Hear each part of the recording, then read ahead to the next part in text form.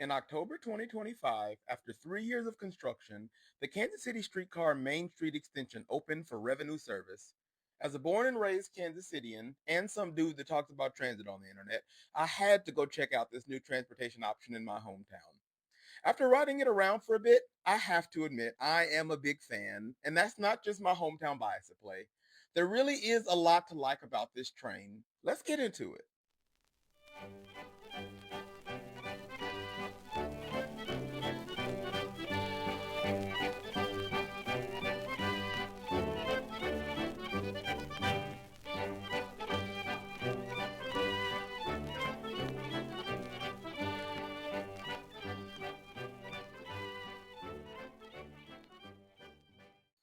This extension stretches the southern terminus of the Kansas City Streetcar from Union Station to the University of Missouri Kansas City, UMKC, 3.5 miles to the south.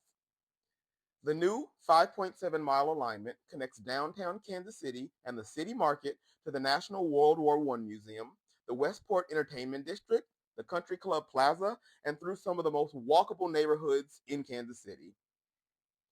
Even before the extension, the 2.2-mile starter line was already a bright spot amongst modern streetcar systems, carrying more passengers on an hourly and absolute basis than any of the other 9 modern streetcars that started around the same time. Notably, the initial segment that opened in 2016 achieved its success while operating in mixed traffic along an alignment that mostly limited its utility to tourists, looky-loos, guilty, parents looking for something free and fun to do with their kids, and the subset of workers who both live and work along the line. When the initial segment opened, if you worked in downtown Kansas City but lived beyond the 2.2-mile initial alignment, you probably still drove to work. If you already commuted downtown via Kansas City's relatively anemic bus system, the streetcar probably didn't change that either. Still, the Kansas City streetcar rumbled along, offering a comfortable, free, direct ride to downtown Kansas City's most popular attractions, catalyzing over $4 billion dollars in economic development since 2014, converting initial opponents into supporters, and demonstrating that despite having more freeway miles per capita than nearly any other U.S. city, there's still room and appetite for a version of Kansas City that lets you exist without bringing your Chevy Suburban as a plus one everywhere you go. As an aside, the streetcar also probably gained some solid brownie points by leaning into a cultural force that unites Kansas Cityans of all backgrounds and persuasions, those Kansas City Chiefs. As a Kansas City expat, I'm excited to see my hometown, the birthplace of the pejorative jaywalker, lean into sustainable transportation in a way I've not really seen in my entire lifetime. With the 3.5-mile Main Street extension now in operation, the Kansas City streetcar made the leap from a development catalyzing novelty to a true transportation asset, linking some of Kansas City's most notable attractions to some of its most walkable and bikeable neighborhoods. Notably, this transition was several decades in the making.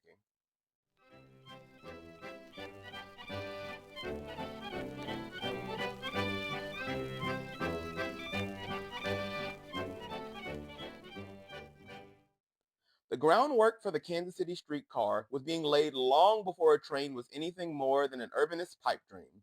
In 2005, Kansas City debuted its take on bus rapid transit with the launch of the Main Street Metropolitan Area Express, or the MAX. Bus rapid transit, noun. Bus rapid transit is a form of bus service that uses rail-like features to provide faster, more reliable, and more comfortable trips than a standard bus route. A BRT corridor typically includes elements such as dedicated bus lanes, off-board fare payment, all-door boarding, signal priority at intersections, enhanced stations, and most notably, frequent service.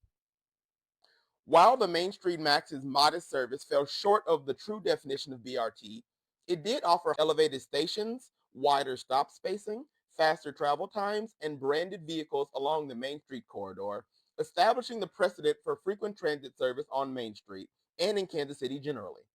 Upon its launch, the Main Max became one of the busiest Ride KC bus routes, only eclipsed by the Truce Max and the Prospect Max, which opened in 2010 and 2019 respectively. In 2012, After citywide and region-wide ballot measures to fund a more expansive rail transit network failed, voters in downtown Kansas City approved the Kansas City Downtown Streetcar Transportation Development District that provided funding for the initial streetcar segment. In 2014, the Kansas City Streetcar broke ground, and in 2016, construction was complete, coming in $250,000 below its projected $102 million budget. Service started later that year, operating between City Market and Union Station. With this segment open, the downtown portion of the Main Street Max was effectively upgraded from BRT bus rapid transit service, meant to approximate rail, to proper light rail transit service. Light rail transit, noun. Light rail transit is an urban rail mode that operates smaller, lighter vehicles than traditional heavy rail or subways, and is designed for medium capacity corridors. Light rail typically runs on an exclusive or semi-exclusive right-of-way, can operate both at street level and on separate guideways, and offers faster, more reliable service than local buses due to features like signal priority, wider stop spacing, and higher operating speeds. LRT is well suited for corridors that need more capacity and permanence than buses can provide, but where a full subway is not really warranted. In order to avoid duplication of the new streetcar line, and in an effort to streamline transit operations downtown generally, the Main Street Max and several other Ride KC routes were rerouted to Grand Boulevard, 2 blocks east, where stops were upgraded and transit priority treatments were provided.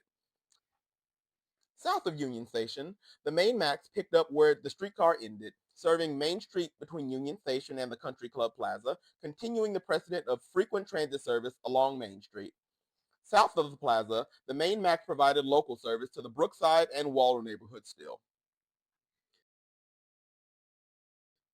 In 2017, voters approved an extension of the Transit Development District south to the Country Club Plaza and to UMKC.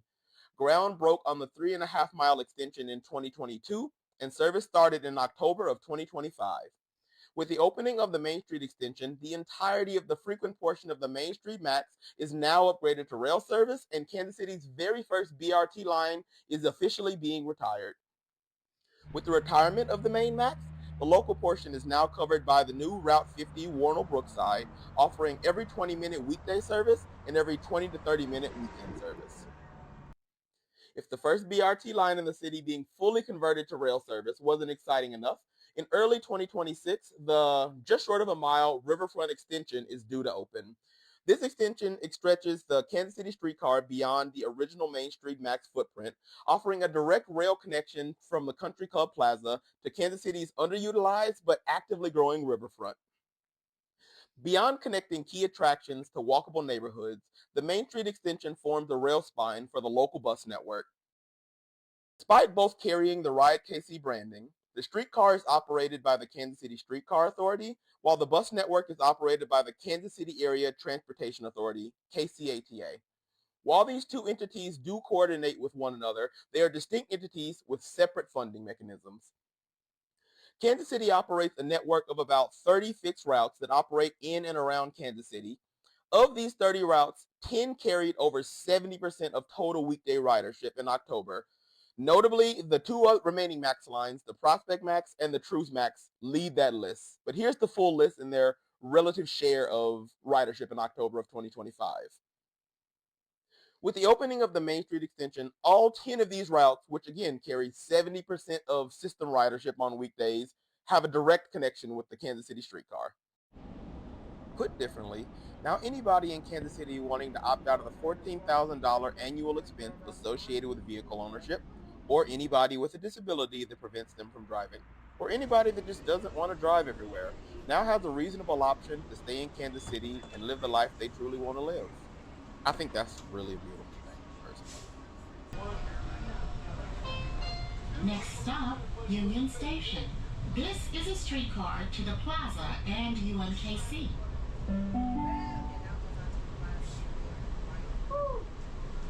The Kansas City Streetcar operates a fleet of 14 CAF Urbos 3 light rail vehicles with an open gangway design that lets passengers enter through any door and spread throughout the entire train, which is great since it's not uncommon for the train to reach standing room only conditions. Since its opening, the Kansas City Streetcar has been free to ride, a detail likely to remain indefinitely due to the dedicated funding stream provided by the Transit Development District. Because of this, a common low-cost Kansas City excursion is to park at Union Station, check out Science City or the 8,000 square foot model train exhibit located inside, and hop on the streetcar, maybe hopping off at City Market to shop and grab a snack, or at the Power and Light District to grab a drink before returning back to Union Station. I actually think this has a lot to do with the success of the streetcar system. If you're on the fence about the project or the concept of public transportation generally, the Kansas City Streetcar provides a fun, family friendly outing for anybody in town looking for something to do. Over time, I think this naturally builds supporters. Even with the line extended south, this excursion still appears to be going strong. The trains I rode tended to fill up at Union Station heading north and empty out in the city market before filling back up with a fresh cohort destined for Union Station.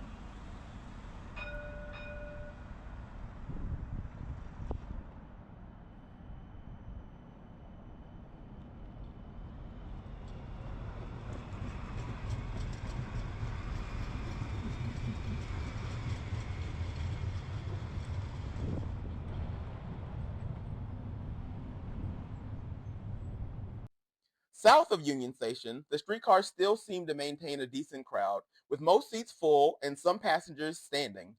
Whereas north of Union Station, the crowd felt pretty tourist heavy. South of Union Station, the crowd had a decent mix of tourists and locals. Notably, 31st Street and 39th Street, where the streetcar intersects with two major bus routes, were very busy stops, suggesting that main max passengers are making the jump to the streetcar. For the majority of the alignment, the track configuration is pretty straightforward, with curb running lanes and side platforms.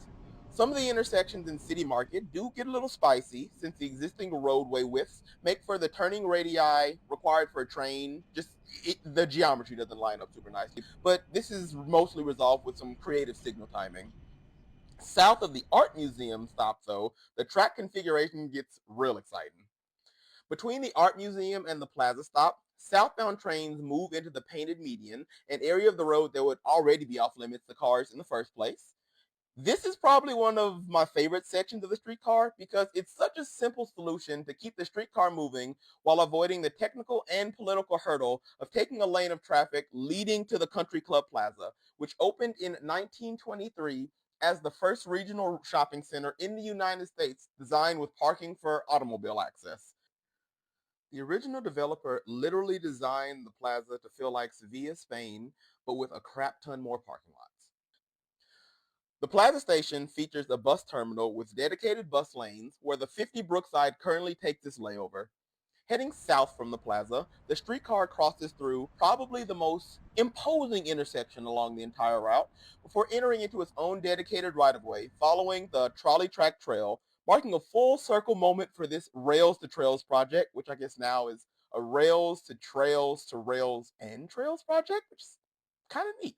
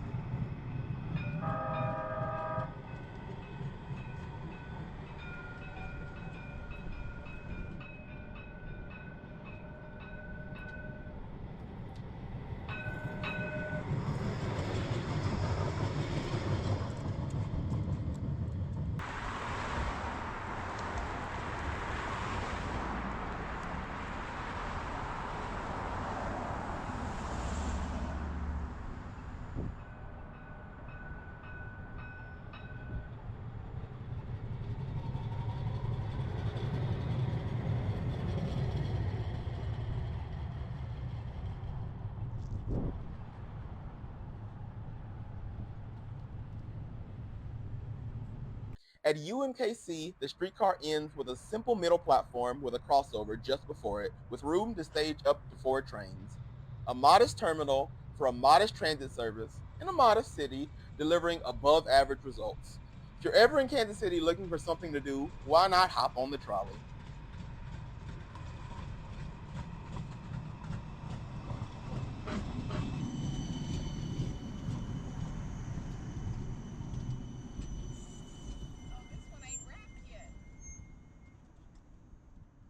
If you enjoyed this article, give me a subscribe over there on YouTube. Also, remember to subscribe to me on Substack to stay most up to date to my writing, and enjoy and ride the transit that is in the places that you are. Have a wonderful day.